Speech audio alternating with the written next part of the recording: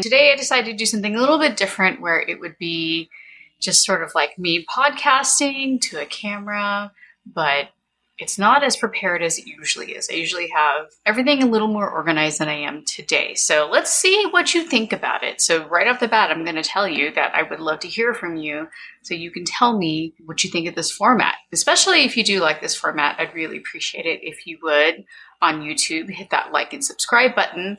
And then if you are on a podcast player, if you would subscribe to the podcast so that you don't miss out on any future episodes. I wanted to start out by giving a shout out to a couple places, Sacred Heart University and the University of Virginia. Apparently, students who I'm assuming are in a credentialing program to get their teaching credential to become a teacher. I have a feeling that you guys are somehow being assigned or given a link to my blog. So you're clicking on my links to mrslepre.com. And in any case, just a shout out to you guys. I remember there was someone in the Facebook group who, I don't know if any of you have joined my Facebook group, but you have to answer some questions.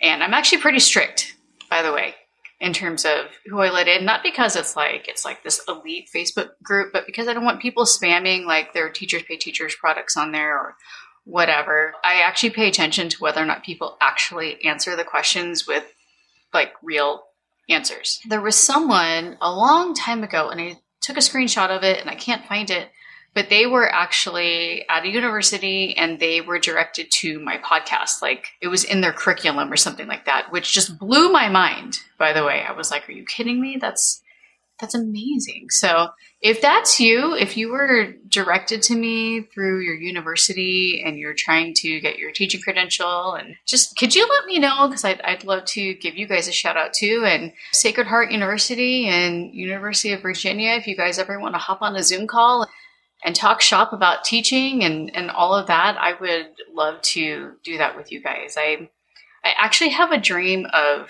teaching at a university and teaching future teachers. Like I would love to do that.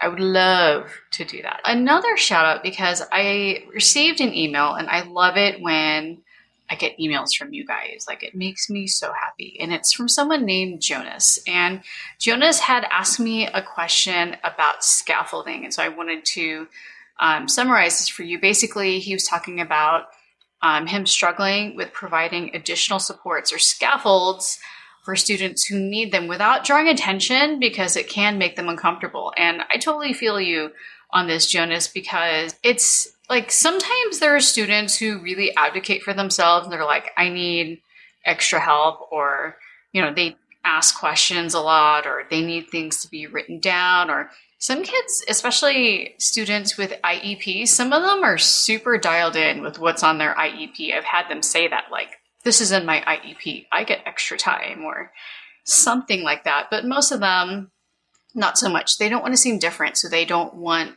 it to seem like they have extra stuff. What I told Jonas in terms of scaffolding is that I will prepare separate materials for those students and I will disseminate it as discreet a way as possible. For example, I use an online learning management system called Jupiter Ed, and I can disseminate things to just those students so that nobody else even knows that they're getting it.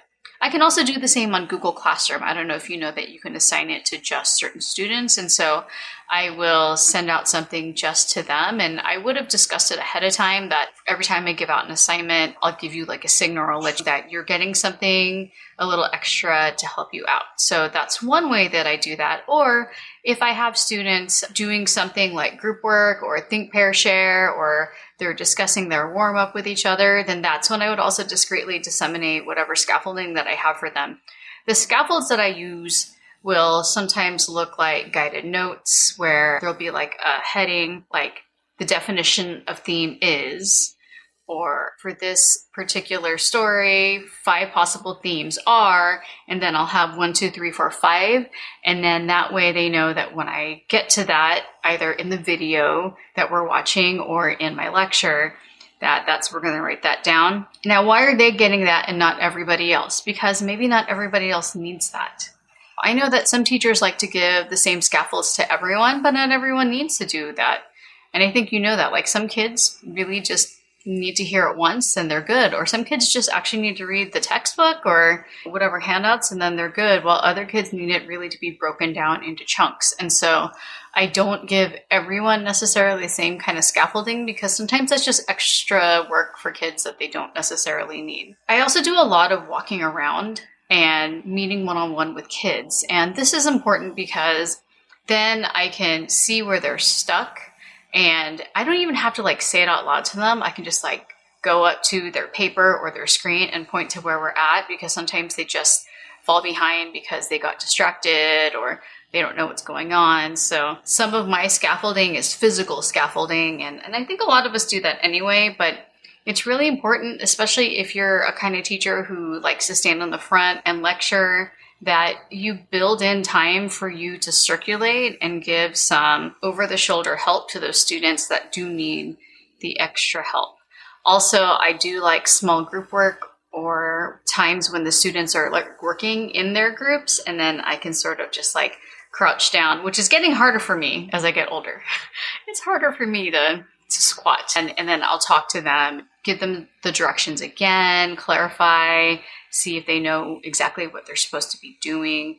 You know, I use multiple strategies that don't necessarily call out the students who need the extra help, because I find that if I do something that does call them out, they're less likely to ask for help because they don't want to feel like they're stupid. They don't want to feel like they're less than the other kids. And the same thing with the students who are ahead, because they don't need scaffolding, they need extensions. But at the same time, the way that they show that is a little bit different. So they'll finish first. And usually if they finish first, then they'll goof off and do something else. So like for my students, they have iPads. If they finish early because an assignment is too easy for them, unless I have some extension for them, they're going to go and play games or something like that. It's just their natural inclinations to burn time while they wait for everyone else to catch up. That's what they're used to. A lot of times what I'll do is I will go and look at what they did, and then I'll give them targeted feedback on how they can improve. Now, maybe they're doing really well for a 7th grader, but it's still not perfect, and there will always be things that they can improve upon. So I will go to them and I'll have them refine it and improve their answer and put more thought into it, because sometimes it's easy, but they're not necessarily putting forth their best effort. They're just trying to finish it as fast as they can so they have extra time to goof off. I should do like a specific video. It's like step by step, like I do with my other talking head videos. So I'll make sure to get to something like that in the future. Something that kind of drew my attention in the news, I don't know if you guys have heard about that Missouri high school teacher who was suspended for having an OnlyFans page. So this teacher did that because she needed to supplement her teacher pay, which I think we can relate to getting a second job or having a side hustle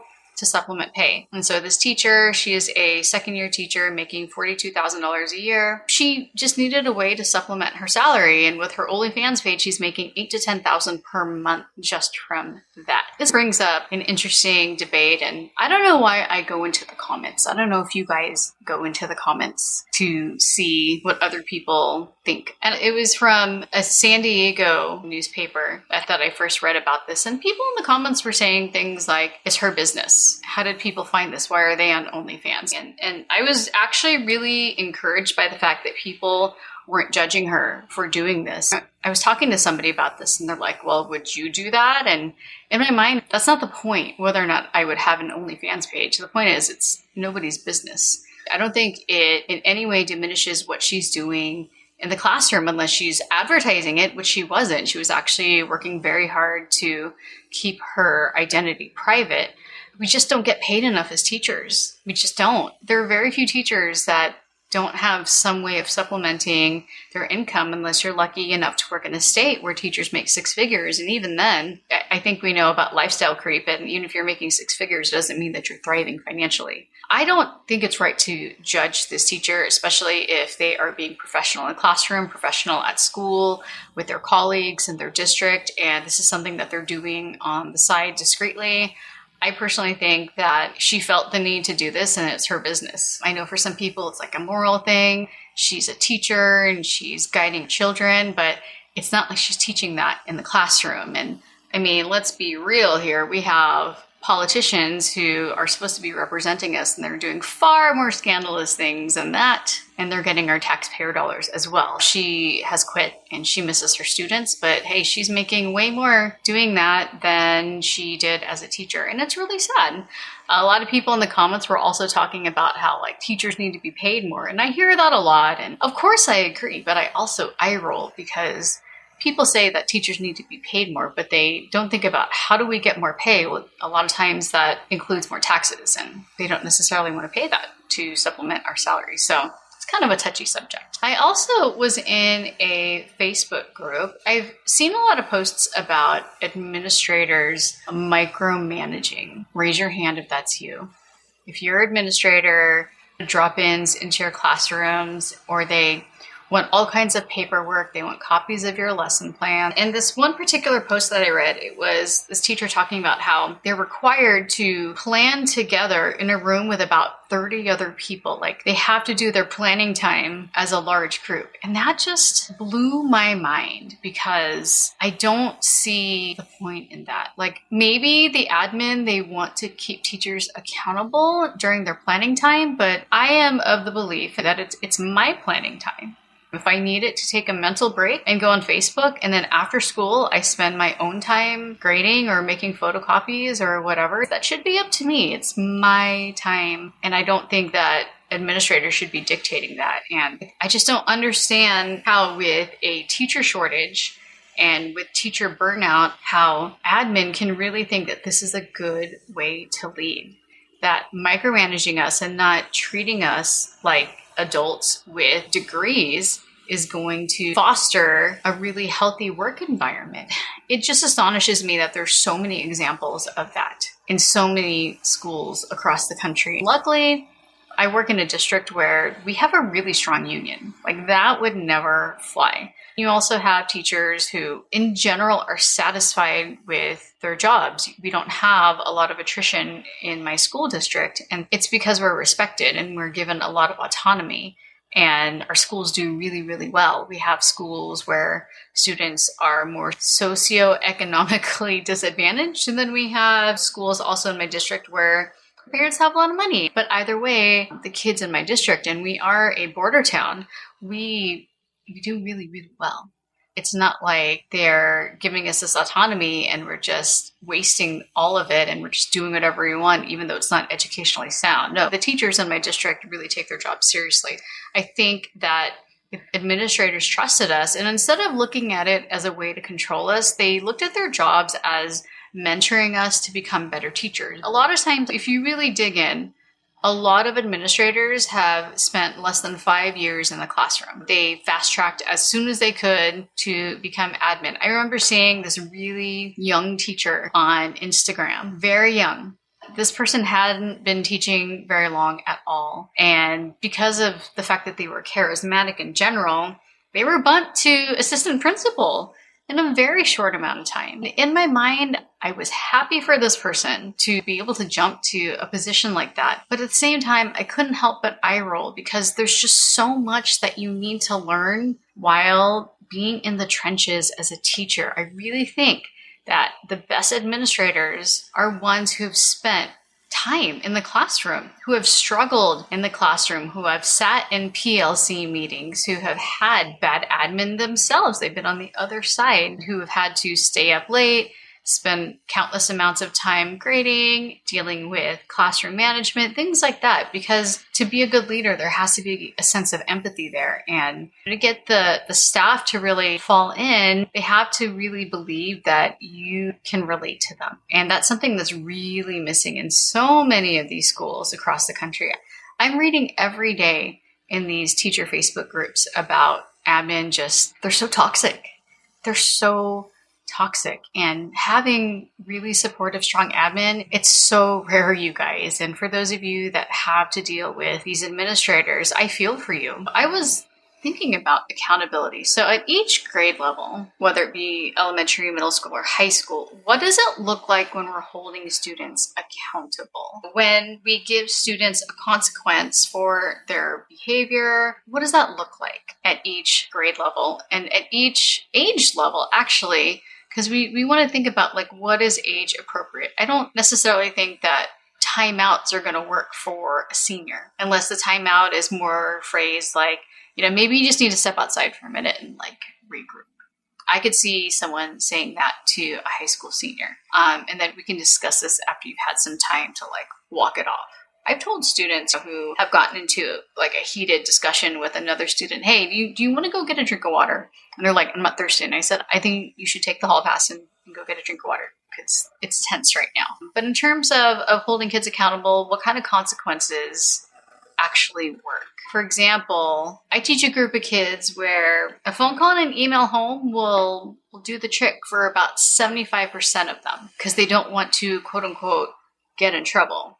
And for the other 25%, that doesn't work because their parents don't answer or don't read their emails, or their parents don't believe that the kids do anything wrong. So then how do we hold those kids accountable, not only for their behaviors, but also for getting their assignments done? And this is huge. This is something that a lot of teachers are struggling with right now because there are just a lot of kids who don't want to do anything. And it's not like this is something new. Let's be clear here. For generations, kids don't want to do their work, especially homework. And homework is a controversial topic in and of itself. Kids don't necessarily want to do their work. A lot of them don't. There's a good number of kids who will do their work to be compliant because that's how they've been raised, but there are kids who are like, I don't see the point in doing that, or I just don't want to do that. What do we do if calling home doesn't work or emailing home?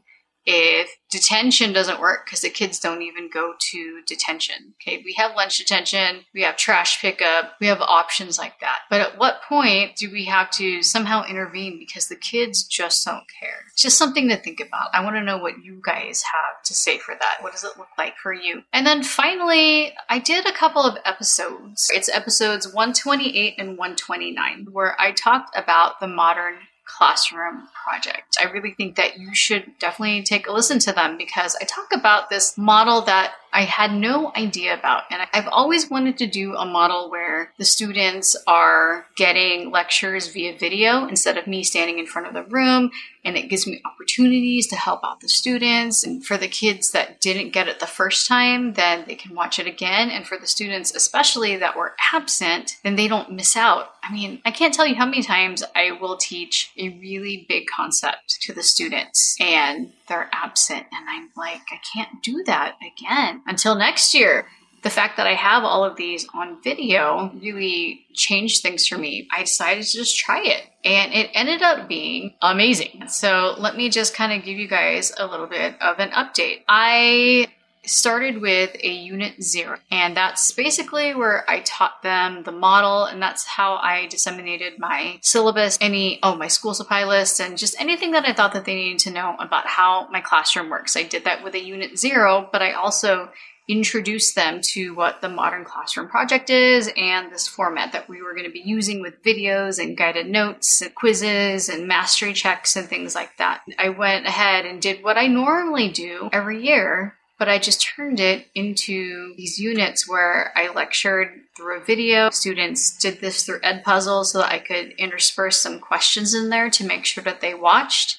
And then they would get a grade, whatever grade they got from watching the video and answering the questions. That would go in the grade book. And then I also had mastery checks to make sure that they really understood the concept that we were learning. For example, Unit 1 was email etiquette, so how to properly email a teacher. So I did this, what I would normally do, but I turned it into these units instead of just giving them the assignment like I normally would. And it didn't start out that well because I assumed that after explaining it to my students that it would make sense, that they would understand that 1.2 comes after 1.1, but it also comes before 1.3, and that they should follow the lessons in order. And that if the directions say go to Edpuzzle, that they should go to Edpuzzle. Like, I made these assumptions and it sounds logical, right? Like, after you get done with 1.3, you should move on to 1.4. But then the students would be like, okay, so now what do? I don't know what to do next. Or they would just stop at 1.3 and do something else. I realized that I had to actually walk them through at least 3 units in order together. We'd read the article for 1.1, and we would do the guided questions together. or we would watch the video for 1.4 as a class instead of them watching individually. And then we would do the mastery check together. So basically for the first 3 units, we were in lockstep so that they understood the format and the pacing and the expectations and where I grab this worksheet and where I go to for this mastery check and for this video. I made a lot of assumptions because in my head it made sense, but the students were not used to this format. So of course it wasn't going to make sense for them. That was the first lesson that I learned. And then around unit 4 is when students really understood what was going on. But then a roadblock that I ran into is that some students, they would skip assignments that I call should do's. And the should do's are extra practice and explanation. Sometimes it was an extra video. And they would skip the should do's and try to rush through to get to the mastery check as fast as possible. And then they wouldn't pass the mastery check. Well, then they would want to retake. And of course, I allow retakes. And so they would retake it, but they still wouldn't pass because they didn't take the time to do the should do's or even take a look again at the must do's assignments. I really had to have a discussion with them about the benefit of doing the should do's, and that I basically made it a requirement where if they wanted to retake the mastery check, which the mastery checks for me are like a formative assessment, but it's kind of like gatekeeping. Like they can't move on to the next part until they pass the mastery check. In order for them to have an opportunity to retake that mastery check, they had to do all of the should do assignments, which are optional, but helpful. And then they needed to review the must do assignments, which like the name implies they must do. It took me a while to just realize what I needed to do to make it really work for my students so they could get the most out of it. There obviously are students who didn't need to do the should do's and they passed the mastery check just fine. And they are able to work at their own pace and they love it. I asked the students what they think about it and they all love it. Love it. There's only one student who didn't like it, and that's because she said she doesn't like taking notes. She doesn't like group discussions or group work. She just doesn't like anything. I didn't take that to heart at all. It also showed me that in the past, I wasn't giving enough practice opportunities. So I would just lecture, and then we would do a I do, we do, you do. But there still was not enough opportunities for the students to practice things like theme or practice figurative language or whatever it is that I'm teaching. I didn't have enough practice opportunities, additional lectures that I could give them, supplemental videos, so that if they didn't grasp it the first time because maybe I didn't explain it as well, here's another video from somebody else and maybe now you'll get it. For example, we do something called the race paragraph.